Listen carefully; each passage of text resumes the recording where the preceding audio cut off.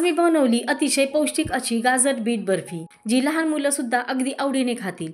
त्यासाठी मी इथं 4 ते 5 मोठे गाजर आणि 3 बीटरूट घेतले आणि गाजर किसण्याचा कंटाळा आला होता म्हणून मी ते बारीक तुकडे करून मिक्सरला फिरवून घेतले। बारीक केलेले मिश्रण कढईमध्ये काढून त्यामध्ये 2 मोठे चमचे साजूक तूप घातले आणि 4 ते 5 मिनिटे मिश्रण छान परतून घेतले आणि झाकण ठेवून 2 मिनिटे वाफ काढून घेतली। मिश्रण छान मऊ झाल्यानंतर गाजर बीटाचा थोडासा कच्चेपणा जाण्यासाठी मी त्यामध्ये 1 कप साईसकट दूध घातले आणि छान परतून घेतले। त्यानंतर त्यावर झाकण ठेवून 5 मिनिटे वाफ काढून घेतली।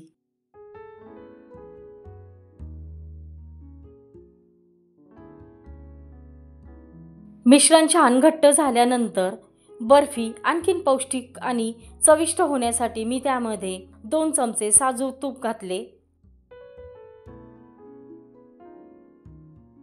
आणि अर्धा कप खवा घातला आणि मिश्रण एकजीव करून घेतले। खव्यामुळे बर्फीला खूप छान टेस्ट येते। जर खवा नको असेल तर तुम्ही 1 कप मिल्क पावडर घालू शकता। मिश्रण घट्ट होईपर्यंत परतून घेतले आणि त्यामध्ये अर्धा कप साखर टाकली। साखर तुम्ही तुमच्या चवीनुसार कमी किंवा जास्त करू शकता। साखर एकजीव झाल्यानंतर त्यामध्ये मी ड्रायफ्रूटचे बारीक तुकडे करून घातले। ड्रायफ्रूट तुम्ही तुमच्या आवडीनुसार घेऊ शकता।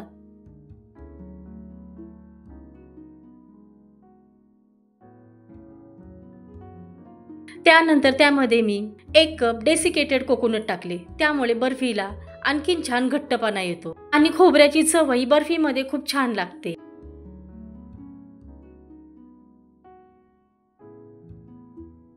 त्यानंतर 1 चमचा विलायची पावडर घातली आणि मिश्रण छान एकजीव करून घेतले।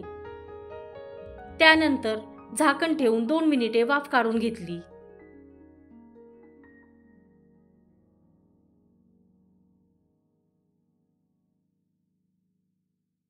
बर्फी सेट करण्यासाठी मी तूप लावलेल्या डब्यामध्ये ते मिश्रण काढून घेतले आणि वरती आवडीप्रमाणे ड्रायफ्रूट्स घातले आणि 1-2 तास ते थंड करण्यासाठी फ्रीजमध्ये ठेवले।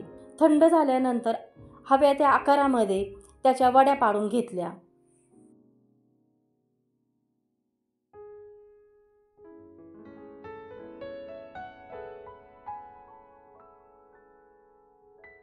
मी केलेली बर्फी तुम्हाला कशी वाटली हे कमेंटमध्ये नक्की सांगा। तसेच चॅनलला लाईक, शेअर आणि सबस्क्राईब करायला विसरू नका। रेसिपी शेवटपर्यंत पाहिल्याबद्दल धन्यवाद।